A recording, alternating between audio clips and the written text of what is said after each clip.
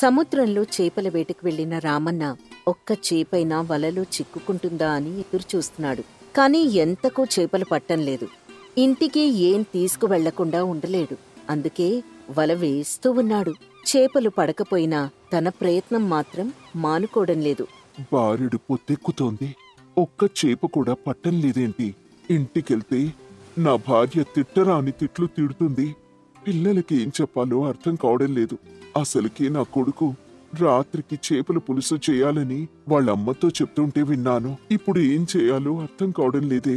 దేవుడా, ఒక్క చేపైనా పడేటట్టు చేయి స్వామి. అలా రామన్న బాధపడుతూ ఉంటే ఒక్కసారిగా వర్షం కురుస్తుంది. ఆ వర్షానికి తడుస్తూనే చేపల వేట కొనసాగిస్తాడు రామన్న. అయితే కొంతసేపటికి చేపలు పట్టి తీరానికి మరో జాలరి శివయ్య తిరిగి వెళ్తూ ఉంటాడు. శివయ్య మహాకోపిష్టి. ఒకరి ఎదుగుతుంటే అస్సలు ఓర్వలేడు. రామన్నను చూసి పగలబడి నవ్వుతాడు.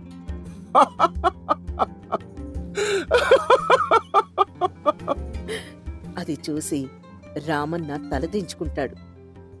ఏంటి, నా మొహంలో ఏమన్నా కనిపిస్తోందా నీకు? అలా నవ్వుతున్నావు?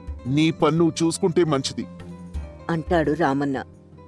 ఒరేయ్ రామన్న, వర్షంలో చేపలు పడుతున్నావు. నువ్వేం జాలరువిరా? వర్షం కురిస్తే చేపలన్నీ ఒకచోట కుదురుగా ఉండవని తెలుసు కదా. నువ్వు నీ పిచ్చిగాని. ఇదిగో శివయ్య, నాతో వేళాకోళాలొద్దు. నువ్వెప్పుడూ నన్నేదో ఒక మాట అంటూనే ఉంటావు. నన్ను మాటలతో అవమానిస్తూ ఉంటావు. ఇందుకే నిన్ను పిచ్చోడు అనేది. నేను చెప్పాల్సిందే చెప్పాను. ఆ తర్వాత నీ కర్మ అంటూ శివయ్య అక్కడి నుంచి వెళ్ళిపోతాడు. శివయ్య వెళ్ళిన తర్వాత రామన్న చాలా బాధపడతాడు. వర్షం కూడా ఆగిపోతుంది. అయినా రామన్న అక్కడే ఉండి ప్రయత్నం చేస్తూనే ఉంటాడు. ఆఖరికి ఒక చేప చిక్కుతుంది. ఆ చేపని ఇంటికి తీసుకెళ్తాడు. ఆ చేపను చూసి రామన్న భార్య సుశీల చాలా సంతోషిస్తుంది. రోజంతా ఇంటికి రాలేదంటే చాలా ఎక్కువగానే చేపలు తెస్తావనుకున్నాను. కాని ఈ ఒక్క చేపైనా తెచ్చావు, అదే సంతోషం. ఇదిగో, నువ్వు కూడా నాతో వేళాకోళంగా మాట్లాడకు. ఆ శివయ్య ఎప్పుడూ ఏదో ఒక మాట అంటూ ఉంటాడు. నువ్వు కూడా ఇలా అన్నావంటే నేనింటికి రాను చెప్తున్నా. రామన్న సుశీల అలా మాట్లాడుకుంటూ ఉంటుంటే అక్కడికి వాళ్ల పిల్లలు దేవి రవిలు వస్తారు. అరేరే, చాలా పెద్ద చేపని తెచ్చారే నాన్న. ఈ చేపతో మనమే కాదు, మన ఊరంతా పులుసు పెట్టుకొని తినచ్చు అని నవ్వాడు రవి. రేయ్, ఏంట్రా, నాన్ననలా అనొచ్చా? లెంపలేసుకోరా వెధవా. నాన్న రావడానికి చాలా ఆలస్యమైంది. ఏమైందన్నా? మీరు త్వరగా రాలేదని నేనెంత కంగారు పడ్డానో తెలుసా? అంది దేవి. మాయమ్మే, ఇందుకే కదా కంటే కూతుర్నే కనాలి అనేది. ఎంతైనా నా కూతురు బంగారం. ఈ నాన్నని బాగా చూసుకుంటుంది. మీ తండ్రి కూతుళ్ల ప్రేమని చూడలేకపోతున్నావు. కుళ్ళే నీ కుళ్ళు. అలా ఆ కుటుంబంలో అందరూ ఎంతో సరదాగా మాట్లాడుకుంటూ భోజనం చేస్తారు. ఆ తర్వాత కబుర్లు చెప్పుకుంటూ పిల్లలు నిద్రలోకి జారుకుంటారు. పిల్లలు నిద్రపోయిన తర్వాత సుశీల కన్నీళ్లు పెట్టుకుంటుంది. అది చూసి రామన్న చాలా బాధపడతాడు. ఏమైందనే ఇప్పుడు ఇలా ఏడుస్తున్నావు? నేనేం అనలేదు కదా. ఇంకెవరైనా ఏమన్నా అన్నారా నిన్ను?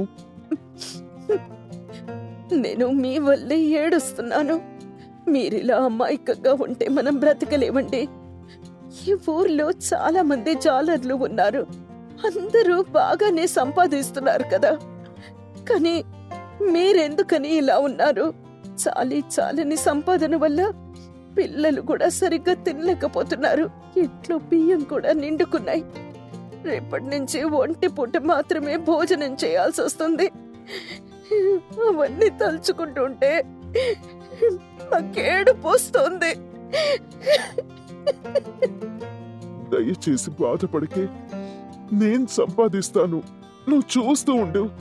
మన కుటుంబం అంతా ఎంతో సంతోషంగా ఉండే రోజు త్వరలోనే వస్తుంది. ఎప్పుడు?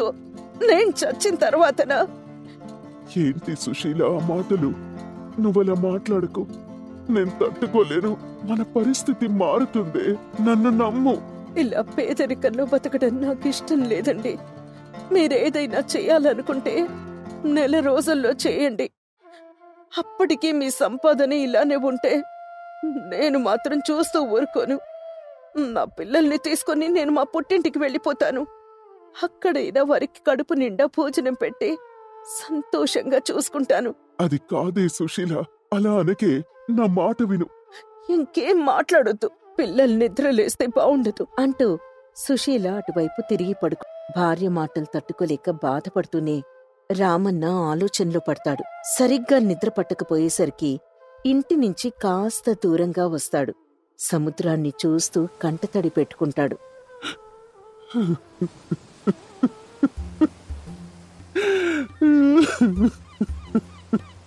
అలా ఏడ్చి ఏడ్చి అక్కడే పడుకుని నిద్రలోకి జారుకుంటాడు రామన్న. ఉదయాన్నే చేపల వేటకు వచ్చిన శివయ్య కాస్త దూరంలో అక్కడే పడి ఉన్న రామన్నను చూసి చచ్చిపోయాడని అనుకుంటాడు. వెంటనే పరుగున వెళ్లి సుశీలకు చెప్తాడు. భార్యాపిల్లలు ఏడ్చుకుంటూ రామన్న దగ్గరికి చేరుకుంటారు. ఓరి దేవుడా, బంగారం లాంటి మనిషిని అనరాని మాటలన్నాను. దేవుడా, నా భర్తను మాకు దూరం చేయడానికి నీకెలా మనసొచ్చిందయ్యా? నా పిల్లల్ని అనాథల్ని చేసేసావా? ఏంటయ్యా ఇది? చూడమ్మా, వర్షం వచ్చేలా ఉంది. జరగాల్సిన కార్యక్రమాలేంటో చూడు. అలా ఏడుస్తూనే ఉంటే ఎలా చెప్పు? అలా ఎవరి పాటికి వాళ్ళు అలా మాట్లాడుకుంటూ ఉంటారు. కొంతసేపటికి వారి మాటల శబ్దం ఎక్కువవుతుంది. ఆ శబ్దానికి నిద్రలేస్తాడు రామన్న. తన చుట్టూ గుమిగూడి ఉన్న మనుషుల్ని చూసి, ఏడుస్తున్న తన భార్యను చూసి ఆశ్చర్యపోతాడు. ఏమైంది సుశీల? ఇప్పుడు ఏం జరిగిందన్న అలా ఏడుస్తున్నావు? ఎవరైనా పోయారా ఏంటి? ఓరి రామన్న, నువ్వే పోయావనుకుని ఏడుస్తున్నారా? అయినా నువ్వెక్కడ చేస్తావులే, అందర్నీ చంపిగాని చావవు కదా. ఇదిగో శివయ్య, నన్ను రెచ్చగొట్టకు. డబ్బులున్నాయని పొగరు నీకు. అందుకే ఇలా ప్రవర్తిస్తున్నావు. వెళ్ళిక్కడి నుంచి. ఏంటి సుశీల, నువ్వు కూడా నేను పోయాననుకుని ఏడుస్తున్నావా? రాత్రి నేను మాట్లాడిన మాటలకి బాధపడి ఏదైనా చేసుకున్నారేమోనని భయపడ్డానండి. సుశీల అలా మాట్లాడేసరికి ఇంకేం మాట్లాడకుండా మౌనంగా అక్కడి నుంచి వెళ్ళిపోతాడు రామన్న. ఇక వల తీసుకుని ఆవేశంగా చేపల వేటకు బయలుదేరతాడు. కాస్త తినేసి వెళ్ళండి. రాత్రి కూడా సరిగ్గా తినలేదు. చూడు సుశీల, రేపు ఉదయం వరకు నా గురించి మర్చిపో. నేనింటికి రాకపోతే మాత్రం నా గురించి వెతకద్దు. ఈ ఒక్కసారికి నా మాట విను. పిల్లలు జాగ్రత్త అంటూ రామన్న ఇంటి నుంచి బయలుదేరతాడు. సముద్రం వద్దకు వెళ్లి వలవేసి చేపల వేట కొనసాగిస్తాడు. సాయంత్రమవుతుంది. ఆ తర్వాత చీకటి పడుతుంది. రామన్న మాత్రం తన ప్రయత్నం తాను చేస్తూనే ఉంటాడు. ఇక అర్ధరాత్రి వేళ రామన్నకు కంగారు పట్టుకుంటుంది. ఇక ఇంటికి ఏ మొహం పెట్టుకుని వెళ్ళను. నా భార్య నా మొహం చూసి చీ కొడుతుంది. లేదు లేదు, నేనింటికి వెళ్ళను. చావడమే మేలు అని అనుకుంటూ రామన్న సముద్రంలోకి దూకేందుకు ప్రయత్నిస్తాడు. అయితే అప్పుడే రామన్నకు ఒక వల కనిపిస్తుంది. ఆ వల చూడ్డానికి చాలా కొత్తగా ఉంటుంది. చాలా ప్రత్యేకంగా కూడా ఉంటుంది. ఇక వెంటనే ఆ వలను తీసుకుని పరీక్షిస్తాడు రామన్న. ఈ వల చాలా ప్రత్యేకంగా ఉంది. ఒకసారి ఈ వలతో ప్రయత్నిస్తాను. చివరి ప్రయత్నం చేద్దాం అని అనుకుంటూ ఆ వలతో ఆఖరిసారి ప్రయత్నం చేస్తాడు రామన్న. వల వేసిన కొంతసేపటికి ఆ వల చాలా బరువుగా అనిపిస్తుంది. ఎలాగోలా ఆ వలను ఒడ్డుకు లాక్కొస్తాడు. వలలో పురాతన పెట్టె ఒకటి కనిపిస్తుంది. వెంటనే ఆతృతగా ఆ పెట్టెని పగలగొడతాడు. కళ్ళు జిగేల్మనేలా బంగారం కనిపిస్తుంది. ఓరి నాయనోయ్, ఇంత బంగారమా! ఇప్పటి వరకు నా జీవితంలో చూడనటువంటి బంగారు నాణేలు, నగలు తగతగా మెరిసిపోతున్నాయి. వీటిని వెంటనే ఇంటికి తీసుకెళ్లిపోవాలి. అలా రామన్న తనకు దొరికిన నిధిని తీసుకెళ్లి తన భార్యకిస్తాడు. ఆ బంగారాన్ని, నిధిని చూసి సుశీల కోపంతో ఊగిపోతుంది. ఏంటండి ఇది? ఎక్కడైనా దొంగతనం చేసి తీసుకొచ్చారా ఏంటి?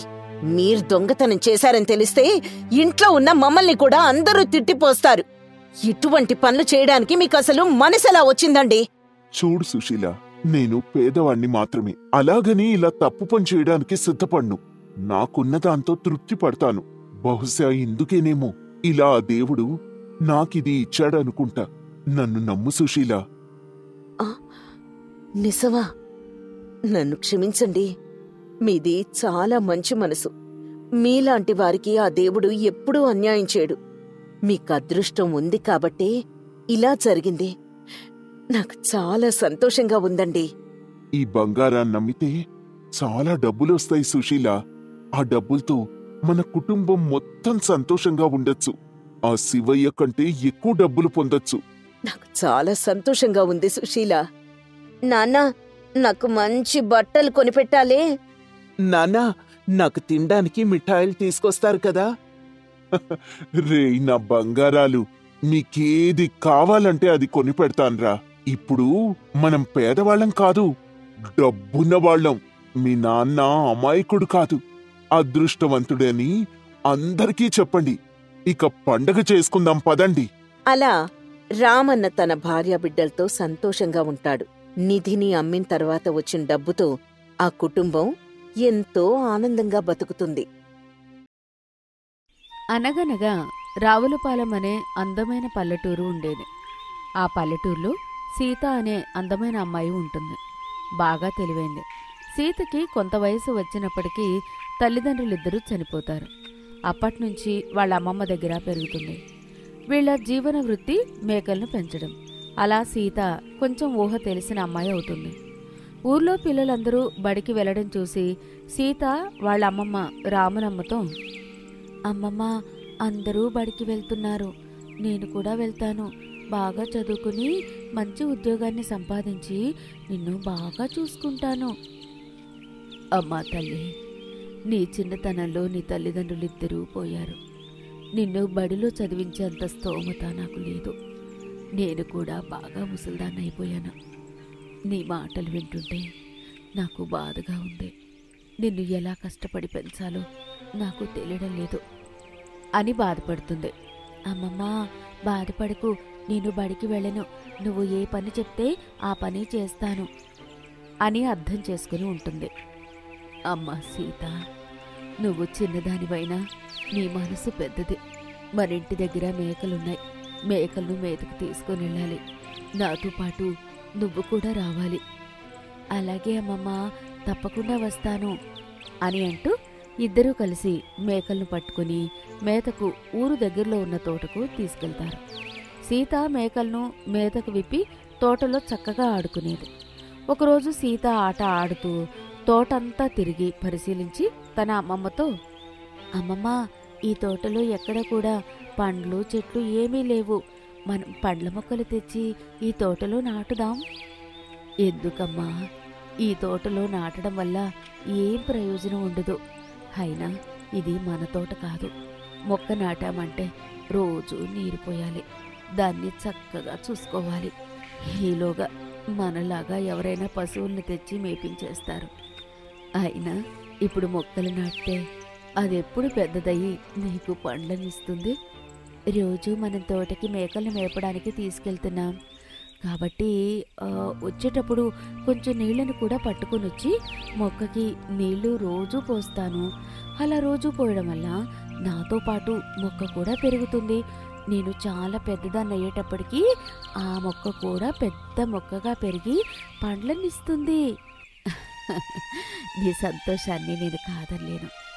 సరేలే, మన పెరట్లో చిన్న మామిడి మొక్క మొలుస్తుంది. దానిని తీసుకొని వచ్చి ఇక్కడ నాటుదాం. సీత దగ్గరికి వెళ్ళి మా మంచి అమ్మమ్మ అంటూ ముద్దులు పెడుతుంది. మరుసటి నాటు ఆ మామిడి మొక్కను తీసుకొనొచ్చి సీత ఆ తోటలో ఒక ఖాళీ ప్రదేశంలో నాటుతుంది. ఆ మొక్క చుట్టూ ఏ జంతువులు వెళ్లకుండా తోటలో ఉన్న చిన్న చిన్న ముళ్ళు కంపలను తెచ్చి చుట్టూ వేస్తుంది. రోజూ మేకలను తెచ్చేటప్పుడు కొంచెం నీళ్లు తెచ్చి మొక్కకి పోస్తుంది. ఇలా రోజు రోజుకి మొక్క పెరుగుతుంది. ఆ మొక్కను చూసి సీత చాలా మురిసిపోతుంటుంది. ఆ మొక్కపై సీతకి మరికొంచెం ప్రేమ ఎక్కువ అవుతుంది. ఇలా ఒకరోజు ఆ ఊరు కొండయ్య తోటకి వస్తాడు. తోటలో మేకలు మేపుతున్న సీతని చూసి, అమ్మా సీత, నువ్వు ఒక్కదానివేనా రోజు మేకల్ని ఇక్కడ మేపుతున్నావు? నీకు భయం వేయట్లేదా? ఈ మామిడి మొక్క ఎవరు వేశారు? చాలా పొడవుగా పెరిగింది. బాబాయ్, నాకు రోజు ఇక్కడికి మేకల్ని తీసుకురావడం వల్ల నాకు భయం పోయింది. నాతో పాటు మా అమ్మమ్మ కూడా వస్తుంది, కానీ ఈరోజు రాలేదు. ఈ మామిడి చెట్టుని నేనే నాటాను. ఇప్పుడు ఈ మామిడి చెట్టు నా స్నేహితుడు. మేకలను ఇక్కడ వదిలేసి ఆ చెట్టు కింద నేను మంచి మంచి ఆటలు ఆడుకుంటున్నాను. నాకు ఎంతో నీడనిస్తుంది. దిక్కులేని వాళ్లకు దేవుడే దిక్కు అంటారు. అయినా ఈ మామిడి చెట్టు ఎందుకు ఇక్కడ నాటావు? మన తోట కాదు కదా, వాళ్ళు వస్తే ఏమైనా అంటారేమో. మన తోట కాకపోయినా ఒక మంచి పని చేశాను. చెడు పని చేయలేదు కదా బాబాయ్. ఈ చెట్టు వలన ఎన్నో ఉపయోగాలున్నాయి. ఈ చెట్టుకు రోజు నీరు పోస్తే మనకు నీడనిస్తుంది. ఇది పెద్దదై మంచి పండ్లను కూడా మనకిస్తుంది. అమ్మ సీత, నువ్వు చిన్నదానివైనా నీ ఆలోచన నేను మెచ్చుకోవాలి. నీకెప్పుడు భగవంతుడు తోడుగా ఉంటాడు. నువ్వు ఏ పని చేసినా సఫలమవుతుంది. పాపం సీత రోజు నీళ్లు పట్టుకుని చెట్టుకు పోస్తుంది. ఎండాకాలం మొదలవుతుంది. పాపం మేకలను పట్టుకుని వెళ్ళి ఎండలో వాటితో పాటు తిరగలేక మామిడి చెట్టు కింద విశ్రాంతి తీసుకుంటుంది. ఆ చెట్టు మంచి గాలిని వీస్తుంది. ఎండాకాలం మొదలవడం వలన రాములమ్మ సీతతో ఇలా అంటుంది, అమ్మా సీత, ఈ ఎండకి మేకల వెంట నేను తిరగలేకపోతున్నాను. నేను బాగా ముసలిదాన్ని అయిపోయాను. ఇక నుంచి ఆ మేకల బాధ్యత మొత్తం నువ్వే చూసుకోవాలి. నువ్వు ఏం భయపడకుండా మేకలను మేతకు తీసుకుని వెళ్ళాలి అని బాధపడుతూ ఉంటుంది. అమ్మమ్మ, నువ్వు ఇంటి దగ్గర విశ్రాంతి తీసుకో. ఇంటి దగ్గర పని కూడా ఏమీ చేయకుండా ఉండు. ఇంటి పని మొత్తం నేనే చేస్తాను. మేకలను మేతకు కూడా నేనే తీసుకుని వెళ్తాను. నువ్వేం భయపడకుండా ప్రశాంతంగా ఇంటి దగ్గర నిద్రపో అని ధైర్యం చెప్పి మేకలను మేతకు తీసుకుని వెళ్తుంది. బాగా ఎండాకాలం రావడం వల్ల ఊరి ప్రజలందరూ నీటికి చాలా ఇబ్బంది పడుతుంటారు. ఈ కాలం వచ్చిందంటే ఈ ఊర్లో నీళ్లు త్రాగడానికి దొరకవు. ప్రజలు ఎన్నో ఇబ్బందులు పడుతూ చాలా దూరం నుంచి నీళ్లు తెచ్చుకుంటారు. సీత కూడా వాళ్లతో పాటు చాలా దూరం వెళ్లి నీళ్లు తెచ్చేది. సీతను చూసిన ఆ ఊరి రంగమ్మ ఇలా అంటుంది, అమ్మా సీత, పుట్టినప్పటి నుంచి ఎన్నో కష్టాలను అనుభవిస్తున్నావు. నీ కష్టాలు ఇంకా తీరడం లేదు. ఆ భగవంతుడు ఏదో ఒకరోజు నీకంతా మంచే జరిగేలా చేస్తాడు. ఇన్ని బాధలు ఎలా భరిస్తున్నావో తల్లి. మీలాంటి కూతుర్లు ఎంతమంది ఉన్నా మాలాంటి తల్లికి ఎంతో సాయం అవుతారు. రంగమ్మ, నాకు అలవాటైపోయింది. నాకు ఎప్పుడూ బాధగా అనిపించలేదు. ఇది నా బాధ్యత అని నీళ్లు పట్టుకుని వెళ్ళిపోతుంది. సీతను చూసి ప్రజలందరూ జాలిపడేవాళ్ళు. చిన్నప్పటి నుంచి సీత కష్టాలు ఇంత అంతా కావు. ఆ భగవంతుడు సీత కష్టాలను ఎప్పుడు తీరుస్తాడో ఏమో అని మాట్లాడుకుని మరుసటి నాడు సీత మేకల్ని తీసుకుని తోటకు వెళ్తుంది. కానీ సీత మామిడి చెట్టుకు నీళ్లు పోయడానికి నీళ్లు పట్టుకుని వెళ్ళదు. ఆ చెట్టును చూడగానే సీతకు చాలా బాధ అనిపిస్తుంది. కానీ ఆ మామిడి చెట్టుకు ఒక మహిమ ఉంటుంది. చెట్టు వైపు చూసి సీత ఇలా అంటుంది. సీత మామిడి చెట్టు దగ్గరికి వెళ్ళి చెట్టును పట్టుకుని ఏడుస్తుంది. నేను చిన్నప్పటి నుంచి చాలా కష్టాలు అనుభవించాను. ఇష్టంగా పెంచుకున్న నీకు కూడా కొంచెం నీళ్లు పోయలేకపోతున్నాను. త్రాగడానికి నాకే ఇబ్బందిగా ఉంది అని ఏడుస్తూ అక్కడి నుంచి ఇంటికి వెళ్ళిపోతుంది. తోట నుండి ఇంటికి వస్తున్న దారిలో రాజు అనే ఒక కుర్రాడు సీతను వెతుక్కుంటూ వస్తాడు. సీత కనిపిస్తుంది. సీత, నీకోసం వెతుకుతున్నాను. నీకెలా చెప్పాలో నాకు అర్థం కావడం లేదు. నీ కష్టాలు ఇంకా ఎక్కువైపోయాయి. నీలాంటి కష్టాలు ఎవ్వరికీ ఈ ప్రపంచంలో రాకూడదు. ఏమైంది రాజు, ఎందుకలా అంటున్నావు చెప్పు అని తొందరపడుతుంది. ఎప్పటికైనా తప్పదు అని మీ అమ్మమ్మ రాములమ్మ ఇక లేరు. ఇప్పుడే చనిపోయింది. నేను నీకోసం ఇంటికి వెళ్ళాను. అక్కడికి చూసేసరికి మీ అమ్మమ్మ ప్రాణాలు విడిచి ఉన్నది. నాకు భయం వేసి ఊరు ప్రజలందరికీ చెప్పాను. అందరూ వచ్చి చూసేసరికి అమ్మ ప్రాణాలు కోల్పోయింది.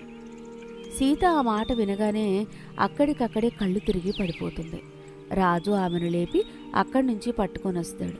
రాములమ్మను చూసిన సీత, అమ్మమ్మ, ఆ భగవంతుడు నిన్ను కూడా తీసుకుపోయాడా? ఇంకా నా కష్టాలను ఎవరితో చెప్పుకోవాలి? నాకు దిక్కు లేకుండా చేశాడు ఆ భగవంతుడు అని బోరున ఏడుస్తుంది. పాపం సీత ఒక్కతే ఇంట్లో ఉంటుంది. ఇలా 2 రోజులు మేకలను మేతకు తీసుకుని వెళ్ళలేదు. అవి ఆకలితో అరుస్తూ ఉంటాయి. ఆ మేకల్ని చూసి జాలిపడి తీసుకొని ఎప్పట్లాగానే వెళ్తుంది. తోటకు వెళ్ళిన సీతకు బాగా దాహం వేసింది. ఆ మామిడి చెట్టు దగ్గర కూర్చుని ఏడుస్తూ ఉంటుంది. సీతను చూసిన మామిడి చెట్టు చాలా బాధపడి ఇలా అంటుంది. సీత, ఎందుకు ఏడుస్తున్నావు? ఏం జరిగింది? నువ్వు బాధపడడం చూస్తుంటే నాకు చాలా ఏడుపు వస్తుంది. నువ్వు ఏడవద్దు, నీకు నేనున్నాను. రోజు నీళ్లు పోసే నేను నీకు నీళ్లు పోయడం లేదు. ఎండాకాలం కాబట్టి నీళ్లు ఎక్కడా దొరకడం లేదు. నాకు చాలా దాహం వేస్తుంది. త్రాగడానికి నీళ్లు కూడా లేవు. నాకు ఏడుపు వస్తుంది. మా అమ్మమ్మ కూడా చనిపోయింది. నాకెవరూ తోడు లేకుండా పోయారు. ఇక నువ్వు ఒక్కడివే నాకు మిగిలావు. నీళ్లు పోయకపోతే నువ్వు కూడా చనిపోయేటట్లున్నావు. ఇక నా బాధ ఎవరితో చెప్పుకోవాలి? కాబట్టి నేను ఒక నిర్ణయం తీసుకున్నాను. నీ దగ్గర నా ప్రాణాన్ని విడిచిపెట్టాలనుకుంటున్నాను. నాకు చిన్నప్పటి నుంచి నీళ్లు పోసి పెంచి పెద్ద చేశావు. నువ్వు నా దగ్గర ప్రాణాలు విడిచిపెడితే నేను చూస్తూ ఊరుకోలేను. నీకోసం చిన్న సహాయమైనా చేయలేనా? నేను చిన్న ఉపాయం చెప్తాను. అది ఏమిటంటే, నా చెట్టు మొదలు దగ్గర కొంచెం మట్టిని తీస్తే వేళ్ళు ఉంటాయి. ఆ వేళ్ళను బయటికి తీస్తే దాని నుంచి నీరు వస్తుంది. దానిని నువ్వు తాగి నీ దాహాన్ని తీర్చుకో. నీ వేళ్ల నుంచి నీళ్లు రావడం ఏంటి? నాకు విచిత్రంగా అనిపిస్తుంది.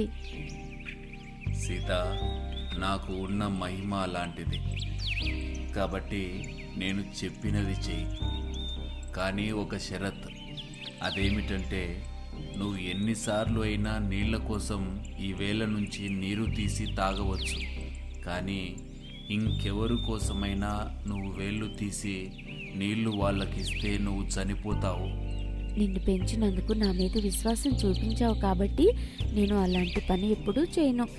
నా దాహాన్ని తీర్చిన నీ రుణాన్ని ఎలా తీర్చగలను అని చెట్టు మొదట తవ్వి ఆ వేళ్లు తీసి నీళ్లు తాగుతుంది. అలా నీళ్లు త్రాగిన కాసేపటి తర్వాత అక్కడికి ఒక వృద్ధుడు వస్తాడు. ఆ వృద్ధుడు దాహంతో విడవిడలాడుతూ కనిపిస్తాడు.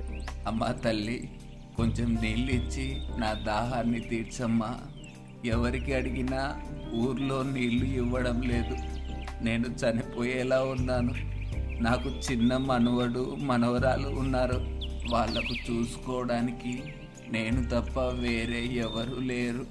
నేను పక్క ఊరు నుండి వస్తున్నాను. అయ్యయ్యో, ఇప్పుడు ఏం చేయాలో తోచడం లేదే. చెట్టు నుంచి నీళ్లు తీస్తే నేను చనిపోతాను. అయినా పర్వాలేదు, ఆ వృద్ధుడికి నీళ్ళిచ్చి దాహం తీరిస్తే వాళ్ళ పిల్లలకి తోడవుతాడు. నా వల్ల ఇప్పుడు ఎవ్వరికీ ఉపయోగం లేదు. నేను చనిపోయినా పర్వాలేదు, ఈ చెట్టు కూడా పెద్దదైపోయింది అని అనుకుంటూ ఆ చెట్టు మొదటి దగ్గరికి వెళ్ళి నీళ్లు తీసి ఆ వృద్ధుడికి ఇస్తుంది. ఆ వృద్ధుడు ఆ నీళ్లు త్రాగి కొంచెం నీళ్లు పట్టుకొని ఇంటికి వెళ్ళిపోతాడు. నా జీవితం ఇక్కడే ముగుస్తుంది అని చెట్టు దగ్గర కూర్చొని ఇలా అంటుంది. చెట్టు, నువ్విచ్చిన మాటను తప్పాను. ఇక నా జీవితం ఇప్పటితో ముగుస్తుంది. నాకు చాలా ఆనందంగా ఉంది. ఎందుకంటే నా వల్ల ఒక ప్రాణాన్ని కాపాడగలిగాను. సీత, నీలాంటి ప్రాణత్యాగం, జలదానం చేసిన ఆ అమ్మాయిని నేనెన్నడూ చూడలేనేమో. అలాంటి నువ్వు మరణిస్తే నేనేమైపోవాలి? నీలాగా నన్ను ఎవరు పెంచలేరు. నువ్వు చనిపోతావని నేను అబద్ధం చెప్పాను. ఎందుకంటే నీలో ఎంత నిజాయితీ, ఒకరికి సహాయం చేసే గుణం ఉందో తెలుసుకోవడానికి ఈ పరీక్ష పెట్టాను. కానీ నువ్వు చనిపోతావు, నీ ప్రాణం పోతుంది అన్న విషయం తెలిసినా నువ్వు ఆ వృద్ధుడికి జలదానం చేశావు. కాబట్టి జీవితాంతం నేను నీకు రుణపడి ఉంటాను. ఆపదలో ఉన్న వాళ్ళకి మన వంతు సాయం చేయాలి. మన ప్రాణం పోతుందన్న విషయం తెలిసినా అవతల వాళ్ళ ప్రాణం నిలబెట్టేలా చూడాలి. అంతేకాని ప్రాణంలో కూడా స్వార్థం పనికిరాదు. అతన్ని బ్రతికించడం వలన 3 జీవితాలు నిలబడతాయి. లేకపోతే ఆ పసిపిల్లలకు ఎవరి దిక్కు? అందుకే నిన్ను త్యాగం చేశాను. సీత, నీ మంచితనం, గొప్పతనం నాకు బాగా నచ్చింది. కాబట్టి నా కొంచెం దూరంలో ఒక పెద్ద గుంతను తవ్వండి. నా వేర్ల నుంచి ఆ గుంతలో నీళ్లు వెళ్ళే విధంగా ఏర్పాటు చేయండి. ఈ ఎండాకాలం అంతా మీ ఊరి ప్రజలకు పుష్కలంగా నీరు అందుతుంది. సీత చాలా సంతోషించి ఊరి ప్రజలందరినీ పిలిపించి అక్కడ ఒక గుంతను తవ్విస్తుంది. ఆ చెట్ల వేర్ల నుంచి ఆ గొంతులోకి నీరు పడే విధంగా ఒక పెద్ద బట్టీలా తవ్వి గొంతులో నీళ్లను నింపుతారు. ఆ విధంగా ప్రజలందరూ అక్కడి నుంచి నీళ్లను తీసుకుని వెళ్లేవారు. ఊరి ప్రజలందరికీ ఎండాకాలం నీరు పుష్కలంగా అందుతుంది. ప్రజలందరూ సీత చేసిన త్యాగాన్ని మెచ్చుకుని ఆ చెట్టుని ఒక దేవతలా పూజిస్తారు. అదేవిధంగా ఆ ఊరు ప్రజలందరికీ మంచి మామిడి పండ్లను కూడా ఇస్తుంది. ఈ విధంగా సీత, మామిడి చెట్టు సంతోషంగా జీవనాన్ని గడుపుతాయి.